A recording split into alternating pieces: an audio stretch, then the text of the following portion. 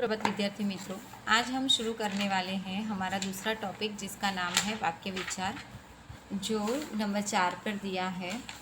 वाक्य विचार की बात करें तो वर्ण विचारों के बाद, शब्दों के बाद वाक्यों की बारी आती है और आज हम उन्हीं वाक्यों को देखने वाले हैं कि आखिर वाक्य किस तरीके से व्याकरण की भाषा के तरफ से लिखे जाते हैं। पिछले पाठों में हम यह भली भांति जान चुके हैं कि वर्णों के सार्थक मेल से शब्द बनता है। जैसे कि हमने आगे की एक वर्ण विचार और उच्चारण में हमने देखा था, वर्ण विचार में कि किस तरीके से वर्णों के जब सार्थक मेल को यानी सही मेल को, सही मिलन को शब्द बनते हैं, वैसे ही जिसका कोई ना कोई अर्थ अवश्य होता है, इसी प्रकार शब्दों के सार्थक मेल से वाक्य बनते हैं। तो आइए देखें, कुछ वाक्य हमें उदाहरण के तौर पर दिए हैं। जैसे आसमान में बादल छाए हुए हैं, बच्चे के हाथ में गेंद है। ये दोनों वाक्य पढ़ने में सही अर्थ स्पष्ट कर रहे हैं और समझ में भी आ रहे हैं, लेकिन यदि इन दोनों वाक्यों में शब्द के क्रम बदल दे तो क्या होगा? तब अर्थ में स्पष्टता नहीं होगी। जैसे कि हम पहले वाक्य को परिवर्तन के आधार पर देखें तो आसमान में बादल छाए हुए हैं, बादल हुए छाए में है आसमान। तो ये जो पूरा वाक्य जो है वो गलत तरीके से हमारे सामने प्रस्तुत किया गया है।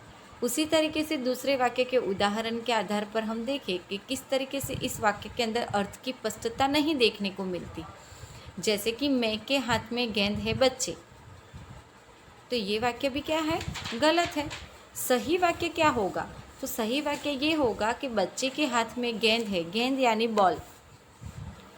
आसमान में बादल छाए हुए हैं, आसमान है उसमें बादल छाए हुए हैं। इसी भाषा में सार्थक शब्द और उनके निश्चित क्रम या महत्व होता है। शब्दों के सार्थक मेल से वाक्य बनते हैं। किसी भी भाषा के वाक्यों में शब्द का एक निश्चित क्रम होता है। किसी भी भाषा को आप देखोगे, उसके अंदर जब वाक्य बने हुए देखोगे तो वाक्य जो होते हैं उसका निश्चित क्रम होता है। प्रॉपर उसके सेंटेंस की एक क्रमबद्धता होती है कि पहले कौन सा शब्द लेना है, बाद में कौन सा लेना है, उस तरीके से।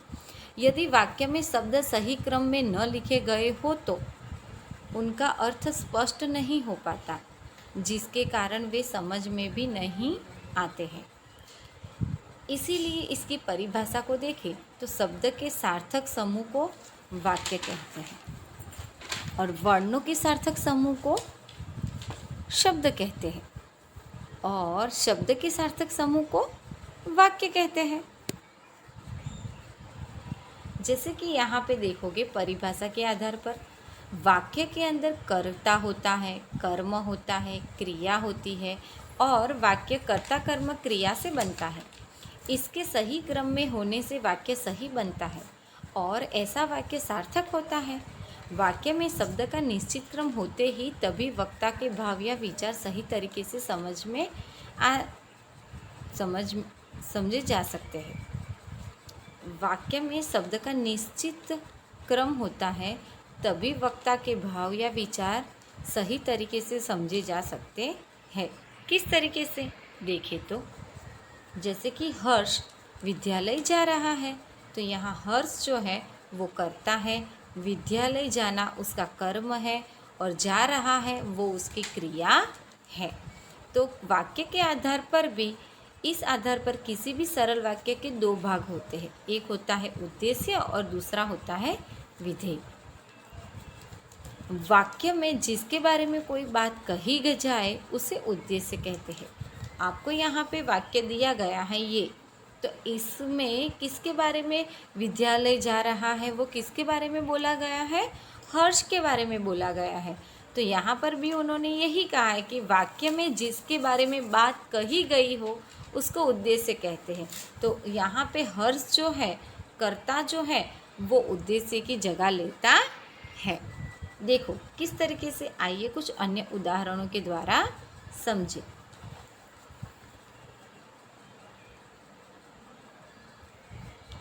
वाक्य का कर्ता ही वाक्य का उद्देश्य होता है। वाक्य में आने वाले कर्ता संबंधित विशेषण भी उद्देश्य के अंतर्गत आते हैं। उद्देश्य तो आता ही है, कर्ता तो आता ही है, साथ में विशेषण का रूप भी आ जाता है। देखो, बच्चा सो रहा है तो वो क्या हो गया, बच्चा जो है वो उद्देश्य हो गया और सो रहा है वो उसका विधेय हो गया। मेरा भाई नाना जी के घर गया हुआ है, मेरा भाई, तो यहाँ पे मेरा भाई जो लिया गया है वो क्या लिया गया है, वो विशेषण के आधार पर लिया गया है। तो यहाँ पे मेरा भाई शब्द जो है वो विशेषण के आधार पर प्रयुक्त किया गया हुआ है। इसीलिए कुछ उद्देश्य विशेषण के अंतर्गत भी आ जाते हैं। उसी तरीके से नीचे देखें, उद्देश्य का विस्तार भी कुछ अलग तरीके से बताया जाता है कि वाक्य का कर्ता का विस्तार उद्देश्य के अंतर्गत आते हैं। विस्तार के अंदर क्या आएगा, उसके अंदर विशेषण आएगा। तो विशेषण किसे कहते हैं, तो जो शब्द संज्ञा या सर्वनाम की विशेषता बताता है उसको विशेषण कहते हैं। ठीक है, जैसे कि उदाहरण के आधार पर ले, बीरबल बहुत चतुर था, बुद्धिमान कौन था, तो रोहन, बुद्धिमान मोहन। जैसे यहाँ कुछ उदाहरण दिए हैं कि बिल्ली दूध पी रही है, तो बिल्ली यहाँ पे क्या है, उद्देश्य। लेकिन कैसी बिल्ली दूध पी रही है, मोटी, छोटी, काली, गोरी, तो वो जब वहाँ पे आपको संज्ञा या सर्वनाम की विशेषता बताई जा रही है, वहाँ पे मोटी वाली बिल्ली दूध पी रही है, तो वो उद्देश्य का विस्तार हो जाता है। वैसे दूसरा उदाहरण, महिला चाय पी रही है, लेकिन नीली साड़ी वाली महिला चाय पी रही है, तो नीली साड़ी जो है वो उद्देश्य का विस्तार बताते हैं और विस्तार विशेषण के आधार पर होता है। देखो यहाँ पे उद्देश्य के बारे में जो कुछ भी कहा गया है उसको विधेय कहते हैं। विजय पुस्तक पढ़ रहा है, विजय तो उद्देश्य है, लेकिन पुस्तक पढ़ रहा है वो उसका विधेय बन जाता है। किसी भी वाक्य का क्रम तथा कर्म के विशेषण और क्रिया तथा क्रिया विशेषण विधेय के अंतर्गत आते हैं। कर्म और क्रिया दोनों विधेय में गिने जाएंगे और दोनों क्रिया विशेषण के आधार पर आएंगे। तुम कल समय पर आ जाना, तो तुम जो है वो क्या है, तो संज्ञा सर्वनाम के आधार पर लिया गया है, इसीलिए वो उद्देश्य में चला जाएगा। लेकिन कल समय पे आ जाना वो उसका क्रिया विशेषण क्रिया के आधार पर लेना है। एक आती है उसको क्रिया कहते हैं और उसके अंदर दो बात बताई जाती है, कर्म और क्रिया, तो क्रिया विशेषण का रूप ले लेती है। ये भी जाने, विधेय का विस्तार क्रिया के कर्म या विशेषण विधेय का विस्तार कहलाता है। क्रिया है, उसका कर्म है या तो विशेषण आया तो वो विधेय का विस्तार बन जाता है। जैसे यहाँ पे दोनों चीज़ आ गई, क्रिया कर्म दोनों आ गई, तो ये विधेय का विस्तार बन जाता है।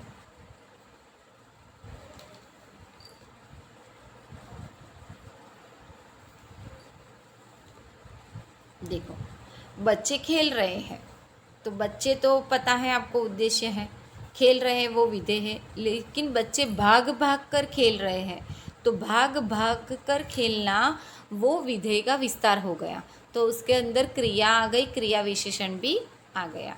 पक्षी उड़ रहे हैं, क्रिया, पक्षी कतार में उड़ रहे हैं, कतार यानी एक लाइन में उड़ रहे, एक पंक्ति में उड़ रहे हैं, तो वो भी विधेय का विस्तार हो गया।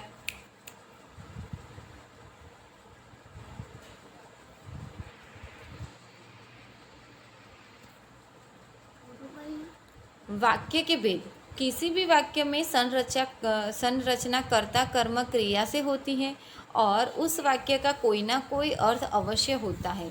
इस प्रकार वाक्य के भेद दो आधार है, एक रचना के आधार पर और एक अर्थ के आधार पर। रचना के आधार पर की बात करें तो सरल वाक्य, जिन वाक्यों में एक ही क्रिया होती है वे सरल वाक्य कहलाते हैं।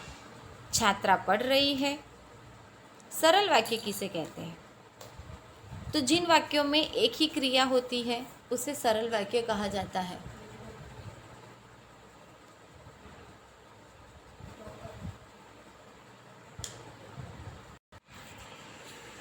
रचना के आधार पर उसके प्रकारों की बात करें तो उसके 3 प्रकार हैं, जैसे कि सरल वाक्य। तो सरल वाक्य उसके अंदर एक ही क्रिया होती है, उसको सरल वाक्य कहते हैं। जैसे कि छात्रा पढ़ रही है, वे बच्चे चल रहे हैं, रानी और मनीषा दोनों बहनें हैं, यह सब्जी तीखी है। यानी क्रिया का एक ही होना, सिंपल सेंटेंस, उसको कहते हैं सरल वाक्य। संयुक्त वाक्य के आधार पर देखिए, यानी जिन वाक्यों में 2 या 2 से अधिक सरल वाक्य या समुच्चय बोधक शब्दों से जुड़े रहते हैं, वे संयुक्त वाक्य कहलाते हैं। किस तरीके से? संयुक्त वाक्य को पहचानने के कुछ नियम कानून हैं, जैसे कि लेकिन और या ऐसे शब्दों के बीच जब आता है तो वो संयुक्त वाक्य का रूप ले लेते हैं। जैसे कि मैं सोऊंगा या जागूंगा, कंफ्यूज पर्सन। बच्चे मैदान में पहुँचे और दादी जी वापस आ गए। मैं जल्दी आ गया लेकिन वह देर से आया। सूरज ढला और पक्षी अपने घोंसले की ओर उड़ने लगे। तो यहाँ पे या और लेकिन आदि संयुक्त शब्दों वाक्यों में परिवर्तन लाते हैं। ऐसे वाक्य को संयुक्त वाक्य कहा जाता है। ये सरल वाक्य समुच्चय बोधक शब्द है। लेकिन और या से जुड़े संयुक्त वाक्य में परिवर्तन हुए हैं। संयुक्त वाक्य के सभी उपवाक्य समान स्तर के होते हैं। इनमें कोई वाक्य किसी दूसरे वाक्य पर निर्भर नहीं होता, यानी एक अलग है दूसरा भी अलग है, एक दूसरे पर निर्भर नहीं है। इसी में सभी वाक्य स्वतंत्र होते हैं। पहला भी अलग है, जैसे कि मैं जल्दी आ गया लेकिन वह देर से आया, तो दोनों चीज़ अलग है। किसी अन्य पर्सन के बारे में बात की लेकिन वो भी स्वतंत्र रूप से एक दूसरा वाक्य जोड़ा गया।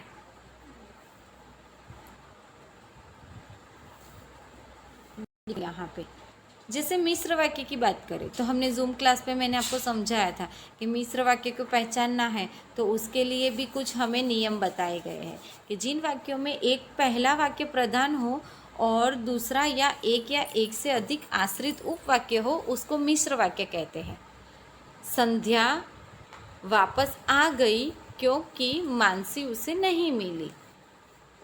पानी पी लो ताकि रास्ते में प्यास ना लगे। राजेश ने पूछा कि भव्य क्यों नहीं आया। तो इन वाक्यों के दोनों वाक्य क्योंकि, ताकि, की जुड़े हुए हैं। ऐसे वाक्य को मिश्र वाक्य का आधार माना जाता है। इसीलिए इनको जानने पहचानने के लिए यहाँ पे हमें बताया गया है। देखो, सरल संयुक्त मिश्र वाक्य में अंतर क्या है? तो सरल वाक्य उसे कहते हैं उसमें एक ही क्रिया होती है, एक उद्देश्य और बाकी का विधेय होता है, उसको कहा जाता है सरल वाक्य। तो संयुक्त वाक्य किसे कहते हैं? तो संयुक्त वाक्य में 2 स्वतंत्र वाक्य समुच्चय बोधक शब्द से जुड़े रहते हैं। समुच्चय बोधक शब्द यानी क्या? तो समुच्चय बोधक शब्द यानी कहे तो लेकिन और या ऐसे समुच्चय बोधक शब्द।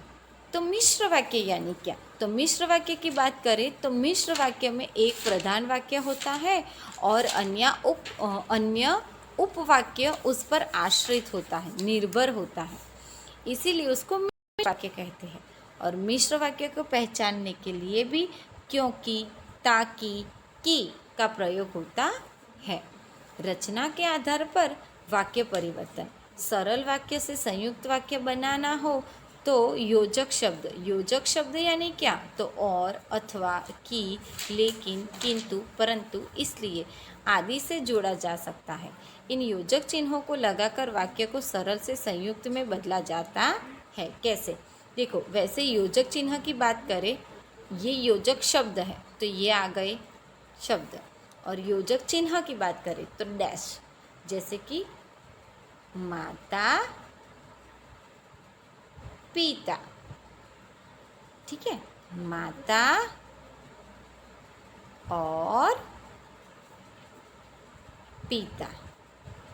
तो देखो, ये है योजक का चिन्ह और ये है योजक का शब्द। दोनों समान काम करते हैं, लेकिन जब हम संयुक्त वाक्य बनाएंगे तो वहाँ पे हमें योजक शब्द की ज़रूरत है और हमें इन्हीं योजक शब्दों के आधार पर इन शब्दों को याद रखते हुए हम संयुक्त वाक्य बना सकते हैं। सरल वाक्य, संयुक्त वाक्य। रमा किताब खरीदने दुकान पर गई। रमा को किताब खरीदनी थी इसलिए दुकान पर गई। सरल और वाक्य मिश्रित वाक्य कैसे बन सकते हैं? तो मिश्र वाक्य बनने के लिए सरल वाक्यों को ऐसे उपवाक्यों में बांटा जाता है कि उसमें एक प्रधान उपवाक्य हो और दूसरा उस पर आश्रित हो। शायद हम घूमने जाए, हो सकता है कि हम घूमने जाए, तो हो सकता है वो एक प्रधान वाक्य और हम घूमने जाए वो उस पर आश्रित बना हुआ वाक्य। संयुक्त वाक्य से सरल वाक्य, इसमें दोनों वाक्यों को योजक शब्द हटाकर एक वाक्य बनाया जाता है। कैसे? अध्यापिका आई और बच्चे चुपचाप बैठे। अध्यापिका के आने पर बच्चे चुपचाप बैठे। ना योजक शब्द का प्रयोग हुआ, ना योजक चिन्ह का, डायरेक्ट उसको हटा दिया और शब्द में परिवर्तन आ गया। संयुक्त से मिश्र वाक्य, संयुक्त वाक्य से मिश्र वाक्य बनाने के लिए संयुक्त वाक्य में दोनों वाक्य में से किसी एक वाक्य को प्रधान उपवाक्य और दूसरे वाक्य को आश्रित उपवाक्य बनाकर योजक शब्द से जोड़ देना चाहिए, तब वो संयुक्त से मिश्र बन जाएगा। जैसे दिव्या को पता चला और वह अस्पताल पहुंची, तो और क्या है? योजक शब्द।